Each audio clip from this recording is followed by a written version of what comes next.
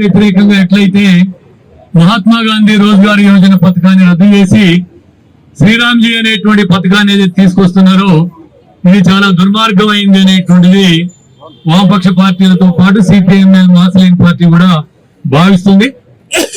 తీసుకొచ్చినటువంటి ఈ చట్టాన్ని వెంటనే రద్దు చేసి పాత పథకాన్ని పునరుద్ధరించాలని చెప్పి మనందరి తరఫున మనం డిమాండ్ చేస్తా ఉన్నాం.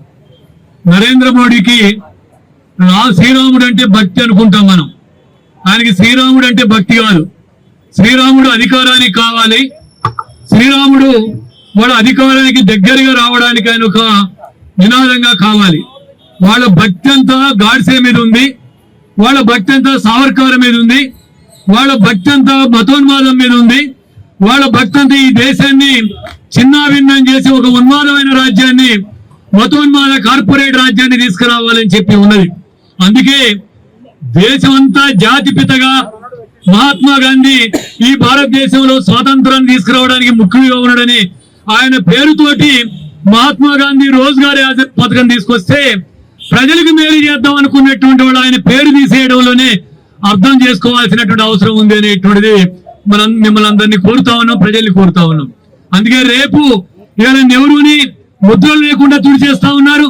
ఓ ప్రజాస్వామికవాది ఉన్న నెహ్రూని, గాంధీ ముద్రల్ని సహజీవనాన్ని చెప్పినటువంటి గాంధీ పేరు లేకుండా చేస్తున్నారు. ఆ తర్వాత ప్రతి పథకానికి గాడ్సే పథకం అని తీసుకొచ్చేటువంటి ప్రమాదం ఉంది. వాళ్ళు అదే యాంగిల్లో ఉన్నారు, అదే దృష్టితోటి ఉన్నారు అనేటువంటిది మనం అర్థం చేసుకోవాలా. అది ఈ పథకం రాష్ట్రాల మీద భారం పడుతుంది. 40% భారం రాష్ట్రాలు భరించేటువంటి పరిస్థితికి ఉంది. రాష్ట్రాలు చేతులెత్తేసేటువంటి పరిస్థితి మన ముందు రాబోతా ఉంది. అంతేకాకుండా ఈ పథకంలో అడిగితే అంత ముందు పథకంలో ఏముంది, ఎవరైనా పని అడిగితే 15 రోజుల్లో వాళ్ళకి పని చూపించాలా, లేకపోతే నిరుద్యోగ భృతి ఇవ్వాలని ఉంది. దాన్ని ఎత్తేశారు. వాళ్ళకి ఇష్టమైన వాళ్ళకి పని ఇస్తానని చెప్పారు. ఈ విధంగా ఈ పథకం బేసిక్ గా ప్రజా వ్యతిరేకమైంది, దేశ వ్యతిరేకమైంది, పేదలకు వ్యతిరేకమైంది, గ్రామీణ ప్రాంతాల్లో ఉపాధి దొరుకుతున్నటువంటి వాళ్ళకి వ్యతిరేకమైంది.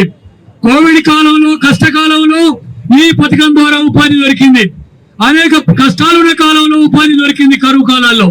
ఈనాడు ఆ కరువు కాలాల్లో దొరికేటువంటి ప్రజలకు దొరికే ఉపాధిని రద్దు చేసి కార్పొరేట్ల ప్రయోజనాల కోసం, బడా భూస్వాముల పెట్టుబడిదారుల ప్రయోజనాల కోసం, అదేవిధంగా మతోన్మాదంతో తీసుకొస్తున్నటువంటి దీన్ని వ్యతిరేకించాలని చెప్పి పార్లమెంటు మూదువాడి వాడితో లేకపోతే బుల్డోజర్ తో తీసుకొచ్చినటువంటి ఆ చట్టాన్ని ప్రజలు వ్యతిరేకించి, ఇంతకుముందు రాఘవులు గారు, నారాయణ గారు చెప్పినట్టు రైతాంగం ఎట్లయితే 4 నెలల చట్టాలు వెనక్కి నెట్టగలిగిందో, ఈ విధంగా ఐక్య ఉద్యమం ద్వారా బీజేపీతర పార్టీలన్నీ ఐక్య ఉద్యమం ద్వారా ఈ పథకాన్ని వెనక్కి నెట్టి తిరిగి నల్ల చట్టాలు వెనక్కి తీసుకుందని దొడ్డిదారిని తీసుకొచ్చే ప్రయత్నం ఎట్లా చేస్తున్నాడు.